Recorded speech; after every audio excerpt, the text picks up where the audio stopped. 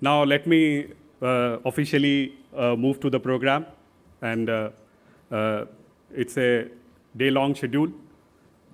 So without wasting any time, we at Indian Chemical News extend our heartfelt gratitude to all our esteemed guests on dais and off dais for taking time out to be present physically for AgroChem Summit 2023 and to make it a grand success. The main theme of the summit is making India a manufacturing hub, and this cannot happen without your support in person. The inaugural edition has witnessed participation of all major Indian and top 8 global players in the agrochemical space, say Syngenta, Bayer, Wasp, Corteva, UPL, FMC, Adama, and Sumitomo. It is heartening to inform you that all 4 agrochemical associations, Crop Care Federation of India, CCFI, AgroChem Federation of India, ACFI, Crop Life India, and Pesticides Manufacturers and Formulators Association of India, PMFI, have extended the support to AgroChem Summit 2023. And this shows that Ekta Mein Bal hai, which you can all see right in the morning, the house being full. We also thank them for their guidance and support in chalking out the program scheduled for today. We are expecting around 100 agrochemical and allied companies participating in today's conference, which will help in providing 360-degree view about the agrochemical sector. In last 8 years, we have witnessed a proactive support from the government to meet its demand of the industry. And the industry has equally reciprocated by creating awareness about balanced use of fertilizers. The government is fully inclined to streamline regulation and policy, and this is visible at the Ministry of Chemicals and Fertilizers, right from Dr. Mansukh Mandavia ji, Cabinet Minister of Chemicals and Fertilizer, Sri Bhagwat Khubha ji, Minister of State for Chemicals and Fertilizer, Sri Arun Baroka ji, Secretary Chemicals and Petrochemicals, who have always extended the support to this industry. And because of their support, the Indian chemical industry is dreaming to become $1 trillion by 2040.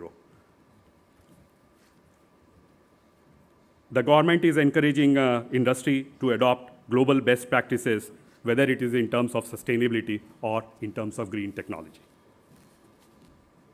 So I welcome you all. It's a short presentation, 5 minutes. So this is what is evergreen field, and this industry is focusing on that this becomes more greener and more crop per year, kind of a thing that we are looking at. I just thought of, there are many stalwarts who will focus on other things. I thought of giving the big picture. So what is the big picture? The big picture is mega local opportunities. So what is the opportunities that we are seeking? The world population is to reach 8.6 billion in 2030 and 9.8 billion in 2050. And this is the data that we have from the UN. And presently, what is the population, which is around 7.6 billion. So we have to feed 2.2 billion people in the next 30 or 28 years that we are seeing. If we talk about India, 50% women are anemic and 32% children are underweight in India. So definitely they need better nutrition, and that will only come from cereals, pulses, fruits, and vegetables. According to some data, only 10% of people in India eat fruits. So this is a big opportunity for us as an industry collectively, and see that how we can reach and fulfill these requirements that we are thinking of. Presently, the existing technologies, the technologies that we have shown on the backdrop, are incapable of feeding that additional 2 billion people. So what is the conclusion? The conclusion is India can become the food bowl of the world if proper technologies are being deployed in large numbers in block and villages.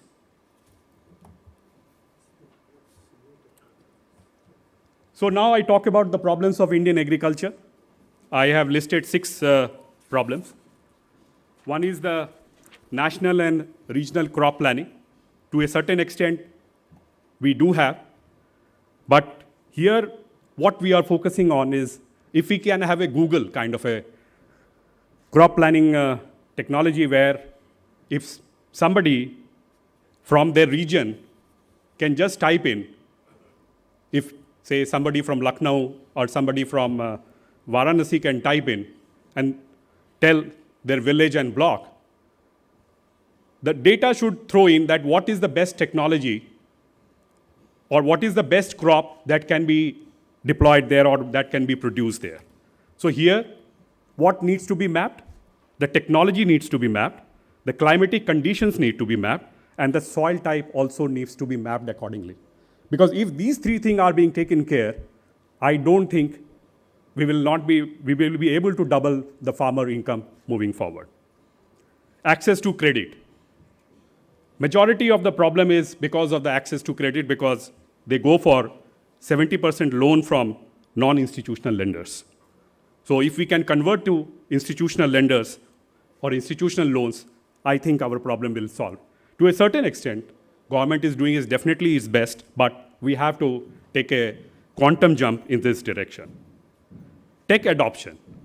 According to NABARD Financial Inclusion Survey, NAFIS report, I was astonished when I read this report. According to percentage of agri household, any tech or assets, tractor is only 5.2%. Power tiller is only 1.2%. Sprinkler is 0.8%. Drip irrigation is 1.6%. And harvester is 0.2%.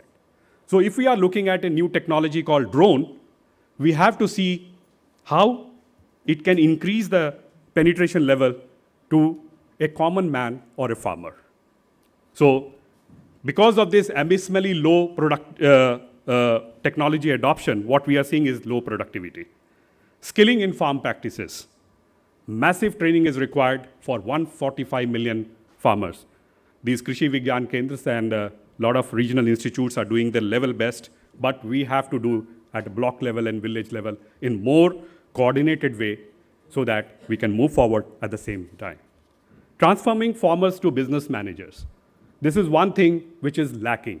And the FPO concept brought by Prime Minister Narendra Modi ji, talking about what we can say 10,000 FPOs, will definitely go a long way, because there we are trying to focus on transforming them into business managers so that the productivity which comes into picture from these do not go waste, and we can provide good quality crops so that it can be used in different purposes and can be manufactured locally and then can be branded accordingly.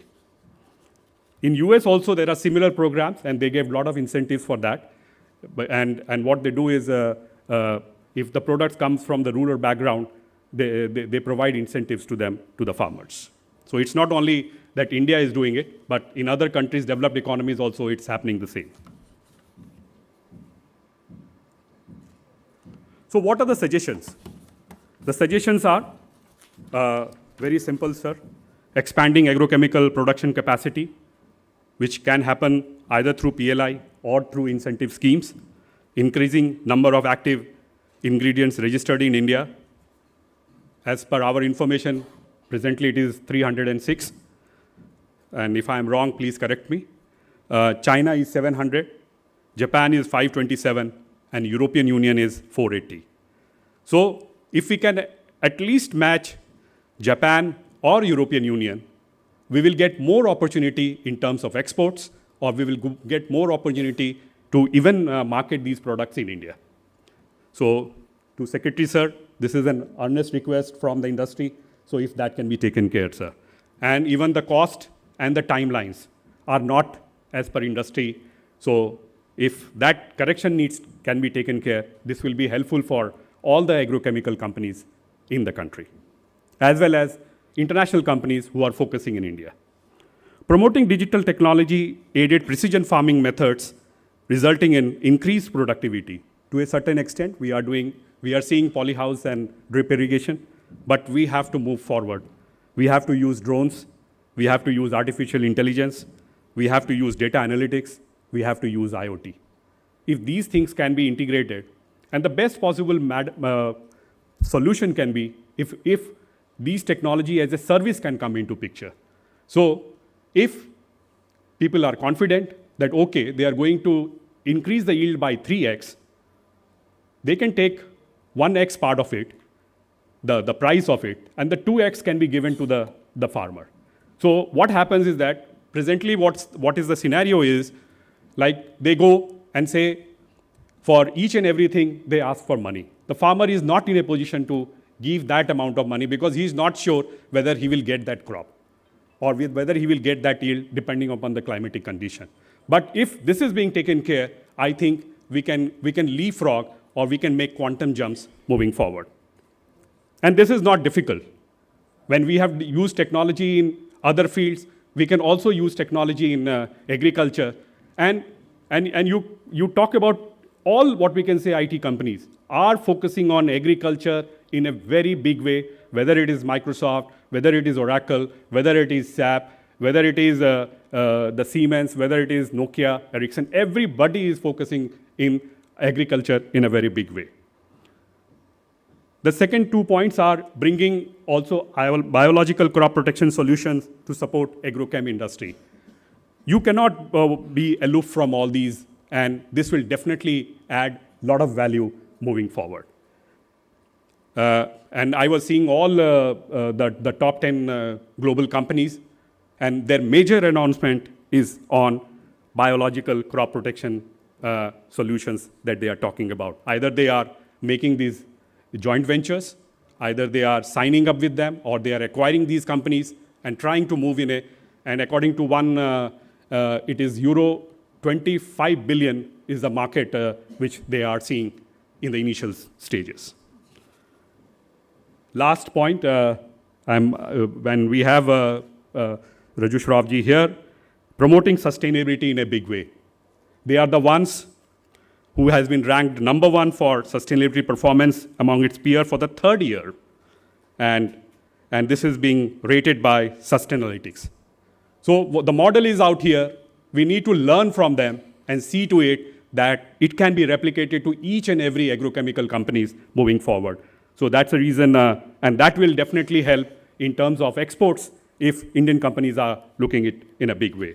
So what is the success mantra? Success mantra is very simple: government support, digital, technology adoption, and mechanization, and sustainability.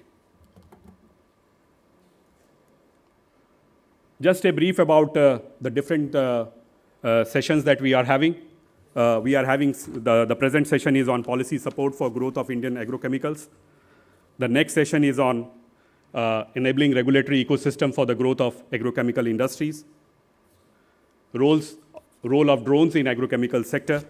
Normally they keep this topic last, but we thought that we have many startups in this, and we need to, what we can say, build the momentum. So we have kept after lunch. Collaborative approach to realize agrochemicals potential.